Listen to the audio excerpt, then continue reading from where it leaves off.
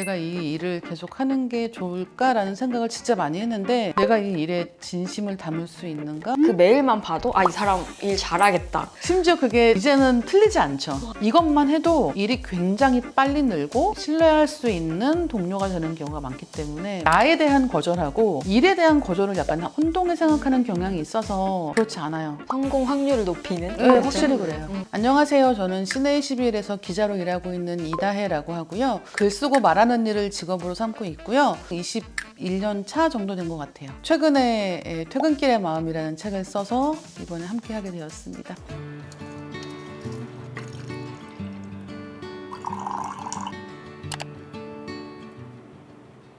안녕하세요. 네, 안녕하세요. 기자님. 제가 워너비로 삼고 있는 기자님을 만나게 뵙게 돼가지고 제가 선배님을 만났다라고 생각하고 좀 질문을 드려보고 싶은데요. 네. 저희 채널 보시는 분들 중에서는 이제 20대 분들, 이제 사회초년생 분들 많으시고 30대로 이제 넘어가서 이제 경력들을 막 쌓아가고 계시는 그런 분들 많이 계시거든요. 그때 기자님이 했던 고민을 어떻게 해소하셨는지, 그 이후에 경력을 쌓아가면서 또 어떤 고민들이 생기는지 이런 얘기도 하면 너무 좋을 것 같습니다. 좋아요. 네.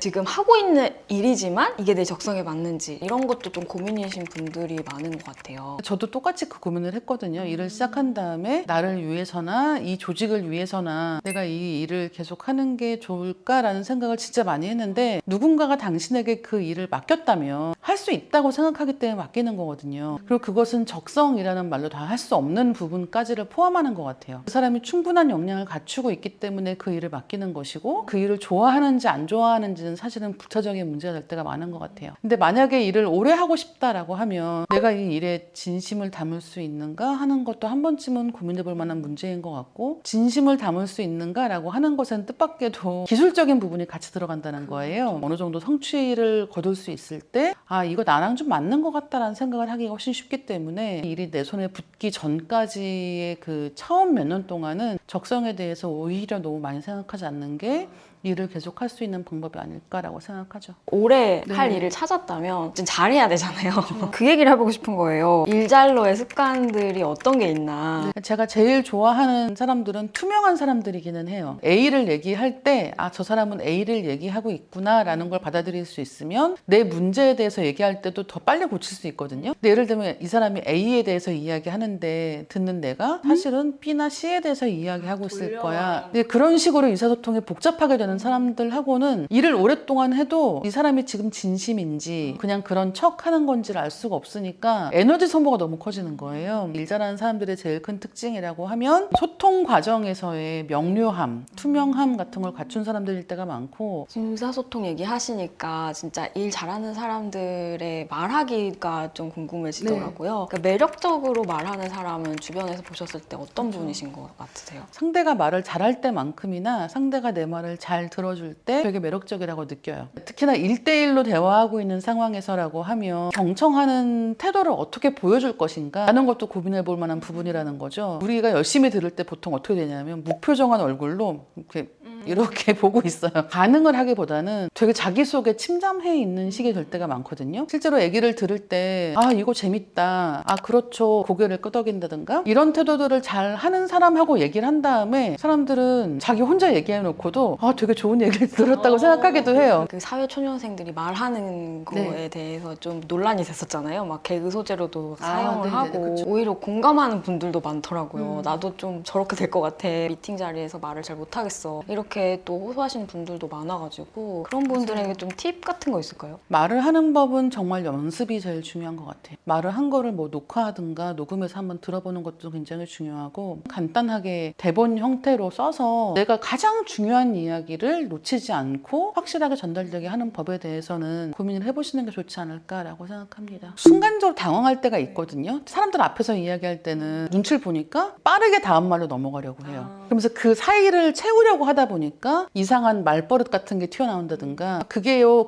이런 걸 반복한다든가 이런 경우가 되게 많은데 쉬는 게 좋아요. 마침표를 찍는다는 느낌으로 한 템포 쉬었다가 준비한 말을 하면 되는 것이지 그 준비한 말이 잘못될 것 같아라는 두려움 때문에 서둘러 이야기를 하려다가 안 좋은 말버릇 같은 게 튀어나오는 경우가 훨씬 더 많죠. 일 잘하는 사람들 보면은 메일을 그렇게 잘 쓰잖아요. 그쵸. 그 메일만 봐도 이 사람 일 잘하겠다. 이게 느껴지거든요. 심지어 그게 이제는 틀리지 않죠. 맞아요. 네. 근데 그런 부분에 있어서 기자님 경험상 좋은 메일은 어떤 메일이고 어떻게 쓰는 게 좋을지. 메일을 받을 때는 조금 더 너그럽게 생각하자. 근데 메일을 쓸 때는 좀 더 깐깐하게 쓰자. 일단은 제가 생각하는 제일 좋은 메일은 읽고 이 사람이 나한테 뭘 요구하고 있구나. 내가 그거를 할 수 있구나 없구나. 이 판단이 잘 서는 메일이 제일 중요한 거예요. 어떤 메일은 너무 간결해서 어떤 것을 제안하는지도 없고 함께 해주시죠 이것만 있는 경우도 있고 그리고 물론 최악의 경우는 내가 누군지 모르는 경우. 이름도 틀려, 소속도 틀려, 제안도 이상한 거래 이런 경우도 사실 되게 많거든요. 또 너무 자세하게 써서 메일을 읽어도 뭘 제안하고 있는지를 모르겠는 경우도 사실은 있어요. 내가 하려는 말을 정확하게 전달을 했는가, 뭘 제안하고자 하는지에 대해서 이 메일에 분명하게 쓰여 있는가를 체크하시는 게 제일 좋다는 생각을 많이 하고 뭔가 흐리멍텅해서 상대방은 이게 뭐지? 라고 생각하면서 시간을 쓰고 있고 나는 왜 답이 안 오지? 라고 생각하면서 시간을 쓰고 있으면 너무 아깝죠. 명확하게 전달하는 게 진짜 중요한 것 같아요. 그러니까 어떤 메일을 썼을 때 그것을 수락해? 라고 물어본단 말이에요. 메일을 처음에는 거절한 거예요. 여러 가지 이유로 안 될 수도 있겠죠. 근데 그동안의 커뮤니케이션 과정에서 굉장히 명쾌하고 신뢰할 만했다라고 생각이 드는 경우에는 그 다음번에 똑같은 사람이 제안을 했을 때 이거 한번 해봐야겠다는 생각을 훨씬 더 적극적으로 하는 거예요. 나에 대한 거절하고 일에 대한 거절을 약간 혼동해 생각하는 경향이 있어서 그것에 대해서 다시는 이 사람한테 연락 안 해야지 라고 생각하시는 분들도 계신데 그렇지 않아요. 성공 확률을 높이는? 네, 확실히 그래요. 그 일 잘하는 사람들 특징이라고 요즘에 많이 얘기하는 게 기록이잖아요. 그렇죠. 실제로 그래서 그것이 어떻게 일로 활용되는지는 또 근데 얘기를 많이 안 하더라고요. 기록하는 것만 과장돼서 이야기되고 실제로 그걸로 뭘 했어 라고 생각하면 그거는 약간 물음표가 떠 있는 기자님은 기록을 좀 정리하는 어떤 방법이 있다고 들었거든요. 정말 일을 위해서 기록하는 경우에는 노트를 하나만 써요. 생각나는 것들 그냥 다 써놓은 다음에 한 일주일이나 한 달 정도 지나서 그 노트를 하나씩 다 보면서 버릴 거 버리고 남길 거 남기고 활용할 것들을 이제 다 나눠 놓는 거죠. 일에 어떤 식으로 활용할 수 있게 분류를 하시는지도 궁금해요. 기획회의용으로 쓰는 메모가 있고요. 기획용이라고 해도 회사에서 쓰는 기획용이 있고 제가 따로 쓰려고 하는 기획 아이디어가 또 있는 거죠. 어떤 아웃풋을 내야 되는지를 두고 그걸 분류하는 거예요. 이미 쓴 아이디어 같은 경우에는 지우죠. 예. 다 X표를 해서 이미 검토한 메모는 다 지워두는 건데 그렇게 기록을 하지 않으면 작년에 했던 생각 지금 또 하거든요. 맞아요. 그런 경우 진짜 있어요. 직장 생활 해보시는 분들은 다들 아실 텐데 신입사원들이 막 들어오면 요즘 신입사원들은 더 새로운 생각을 하겠지라고 생각하지만 저도 그 연차 때는 비슷한 아이디어를 냈단 말이에요. 근데 그게 왜 그럴까 생각을 해보면 어떤 일에 경험이 없을 때 요즘 사람들이 뭘 좋아하지 같은 거에 관심을 두고 아이템을 기획하기 시작하면 남들하고 비슷한 생각을 하게 되거나 작년 이맘때 더울 때 추울 때 했던 그때 그 생각을 그냥 비슷하게 하는 거예요. 자연스럽게 드는 생각이라는 거는 굉장히 천편일률적일 때가 많다 생각보다. 뾰족한 기획을 세워보려고 한다면 사실은 미리미리 준비해두는 게 제일 좋기는 하죠. 어떤 때에는 즉흥적인 것에 기대고 어떤 때에는 준비 많이 한 것에 기대는 거예요. 둘 다를 잘 쓸 수 있는 사람이 되어야 하지 않을까? 내가 그 생각했는지 까먹잖아요, 진짜. 그쵸. 근데 나중에 이제 그거를 기록해놨으면은 나 그때도 또 똑같은 생각했었네. 근데 그쵸. 이게 이래서 안 됐었지.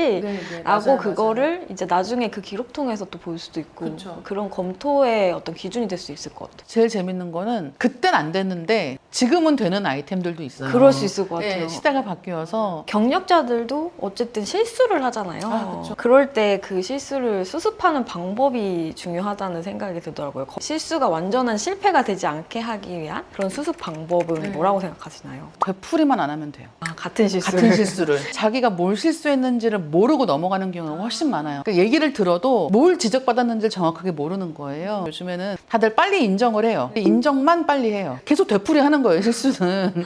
이런 거 좀 문제 있는 것 같아요 라고 얘기를 했을 때 다음번에 그 방식을 안 쓰는 사람이면은 정말 믿음직하거든요. 그 사람이 내 말을 들었다는 얘기잖아요. 반복한다는 거는 결국은 내가 한 얘기는 그냥 흘려들었구나라는 식이 되기 때문에 내가 한 번 할 실수를 반복하지 않는다. 이것만 해도 일이 굉장히 빨리 늘고 신뢰할 수 있는 동료가 되는 경우가 많기 때문에 물어보세요. 일만 잘해서는 되지 않고 인맥도 쌓고 네네. 네트워킹을 좀 해라 이런 얘기 진짜 많이 듣거든요. 네. 사람들과 막 이렇게 어울리는 것 좀 부담스러워하고 네. 난 내 실력으로 승부할 거야 그런 마음을 괜히 갖기도 하고 그런 분들 좀 꽤 있으실 것 같아요. 많죠. 저도 그런 쪽이었어요. 네. 왜 그런 말을 사람들이 하는지, 그러니까 네트워크가 왜 필요하다고 하는지도 느끼신 부분이 있으실 것 같은데 완전 있죠. 어떤 부분에 그게 진짜 필요하다 느끼실 때가 많으세요? 개인이 접하는 정보에는 정말 분명한 한계가 있어요. 그 필드에 있는 사람만큼 많은 정보를 알 수는 없어요. 저 같은 경우에는 한 번 일로 얽힌 사람 중에서 좋은 사람이면 놓치지 말자. 그냥 일이 끝났다고 그쵸. 끝나는 게 아니라 그냥 연락을 해보는 거죠. 친구가 되자 이렇게 접근하는 게 아니라 안부 인사를 하기도 하고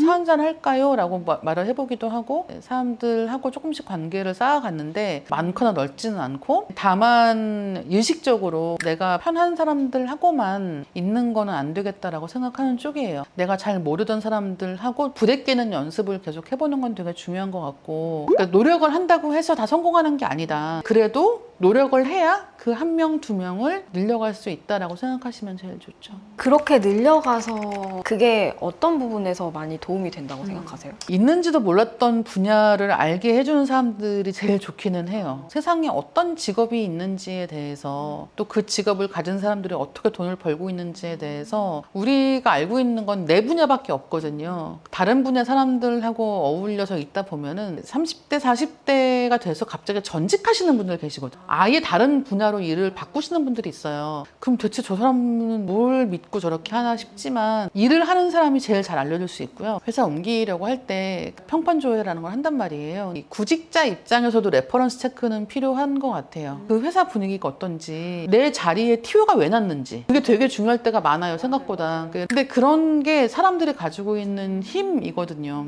채용 공고에 다 보이지 않는 정보들 같은 것들을 알 수도 있고 내가 다른 분야에 도전하고자 할 때 그 분야의 실상에 대해서도 알 수 있기 때문에 그런 것들은 아는 사람이 있으면 훨씬 더 큰 도움을 받을 수 있는 거죠. 프리랜서들 중에서 국가 지원금 같은 걸 잘 받은 사람들이 발 넓은 사람들이에요. 저 그런 정보 대체 어디서 얻는지 네. 근데 이제 발이 조금만 넓은 사람들 같은 경우는 누구한테 들었다는 거예요. 뜻밖에도 우리가 사람으로부터 얻을 수 있는 정보가 크다. 주니어 때 이제 시니어가 되어가는 과정에서는 어떤 게 성장인지 약간 그런 게 눈에 보이잖아요. 연차가 쌓였을 때 이제 한 40대 이상이 됐을 때 그때는 뭐를 바라보면서 내가 일을 해야 될까? 그때는 어떤 걸 성장이라고 할 수 있지? 약간 이런 고민이 돼서 어떤 분들은 연봉 오르는 게 직접적인 지표라고 생각하실 것 같고 어떤 분들은 더 높은 관리직으로 가는 게 목표일 수 있을 것 같아요. 사람마다 목표가 다르기 때문에 자기가 생각하는 자기의 성장이 무엇일까를 생각해 봐야 하고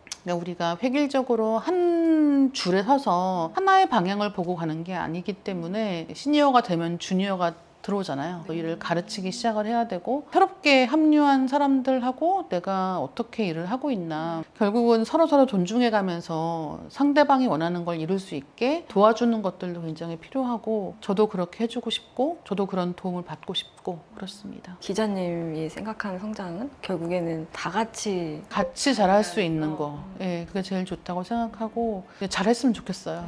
저도 제가 잘했으면 좋겠습니다. 네.